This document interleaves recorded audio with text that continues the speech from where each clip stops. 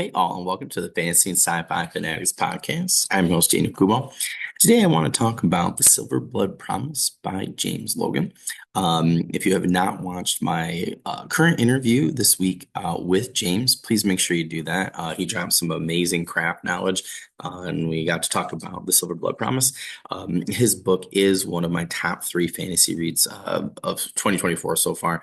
I really can't see it being knocked out at all. It was absolutely amazing. And I just want to talk about it today. So the Silverblood Promise starts off with Lucan Dargova, and his he has a situation that happens. I don't really want to give it away too much, but he is a roguish character right from the start, which you know me, I love me some rogues. Okay, so right off the bat, like he's in this tavern and he's basically like playing their version of like poker. And it's just the setting is set immediately. You get to know James's tone, his voice. You get to know Lucan's character right off the bat. And he just reminds me of like a Han Solo-esque type character in a fantasy setting. Um, and he comes out of the tavern and essentially like his life's going to change pretty drastically for how he perceives the world based off of an event. And he ends up going through and through this adventure of trying to figure out essentially who killed his father.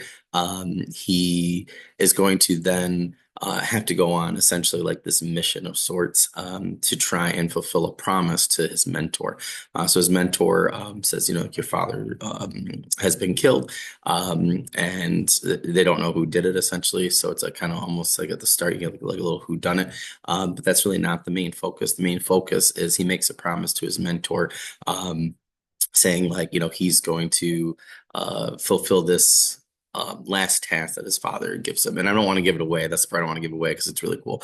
And I thought it was really interesting.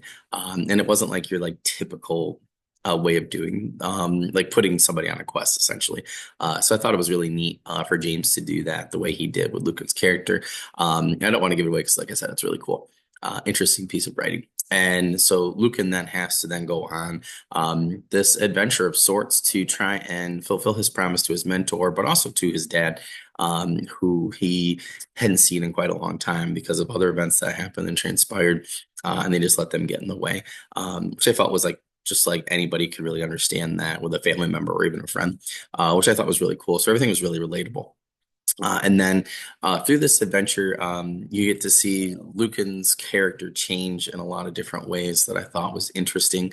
And I end up really, really, really liking his character. I'm really excited for book two just to see where he goes and develops. We get other characters as well that I think were just amazing supporting cast all the way around. And I don't want to give that away because it'll be that'll give things away if I say their names and stuff. But yeah, just a great cast of characters. I always try and make sure, you know, when I'm writing to do what James did and give you an amazing cast of secondary characters or secondary main characters. And I felt like he just did an amazing job with that right off the bat. The world building was really intense, was really cool. If you love Scott Lynch's oh no, Liza Locke Lamore series. I'm actually reading that right now with a friend for book club, the book one. And we actually mentioned, James mentioned in my interview with him that, you know, that was Scott and the Liza Locke Lamore were a huge inspiration for him for the world building and the magic system and a bunch of other things. So the characters, just like how they felt.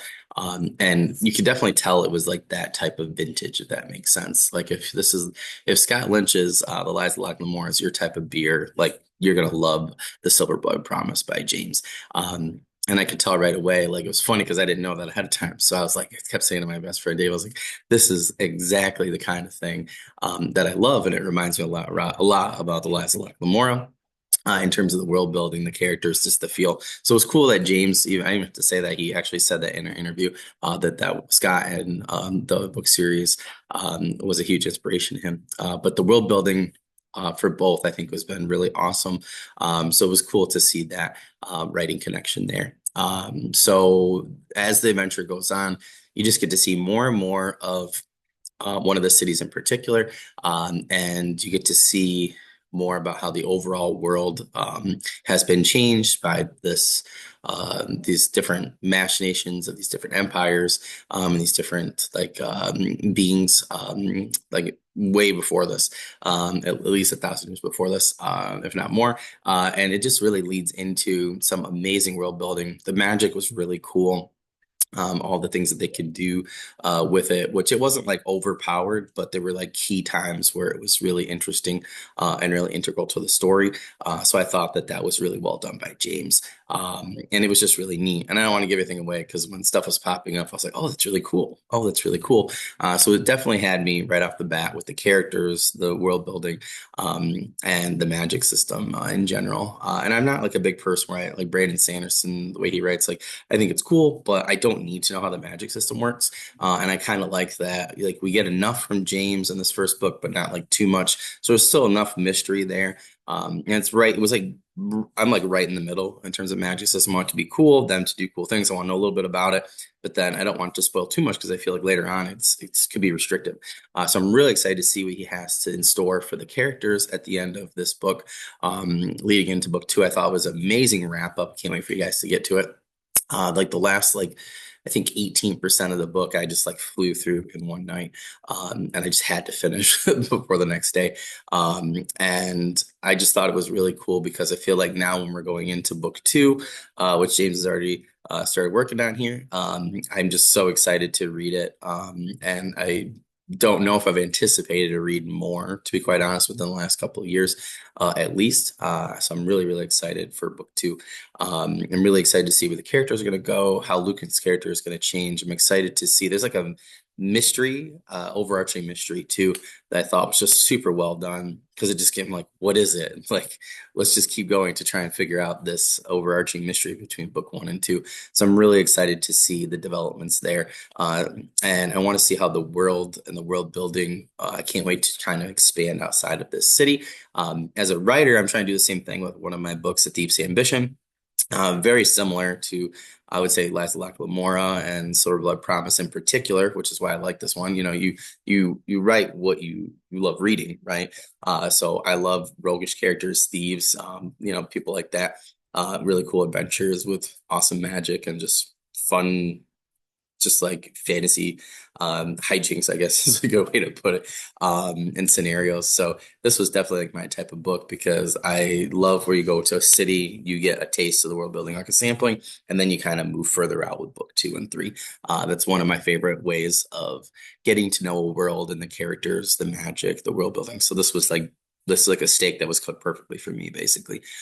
So book two, I'm really excited to see where James takes it.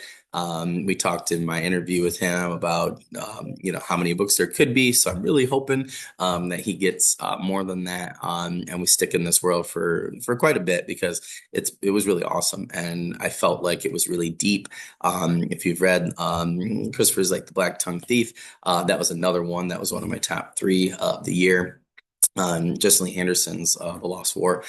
These are my three top fantasy reads so far of 2024, and I just love these books all the way around. But they all had a very similar feel with the world building, the magic, and I just loved the characters in each of them. And James's The Silverblood Promise was the same. So I'm really, really excited for you guys to check this book out. Please, in the comments, if you've read The Silverblood Promise, tell me, without spoiling things for people, because again, I'm trying to do this spoiler free. It's hard. So I said to James at some point, I'm gonna have to do like a spoiler interview with him, so we can go deep in depth and ask a bunch of questions and stuff. It was hard not to spoil things throughout this interview, but still try to make it interesting enough for you guys. Same thing with this review. But please make sure you check out James's The Silverblood Promise. His links and everything, social and books, are in the description. Our interview link is also in this description as well. So please make sure you check that out. If you are reading or listening to The Silverblood Promise, I did both. I got everything, the Audible, the Kindle, the book itself. I'll have to get a signed copy at some point from James. Order that. And just make sure you're reviewing all those products. It helps James out, helps his team, helps everybody out, including his editor, things like that. So do those kind of things, and it helps people out. We get more books that way, which I love. You guys all know that already.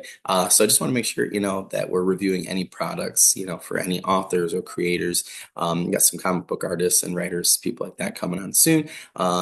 Anything like that. It just helps people out in general. So reviews are the best way to do that.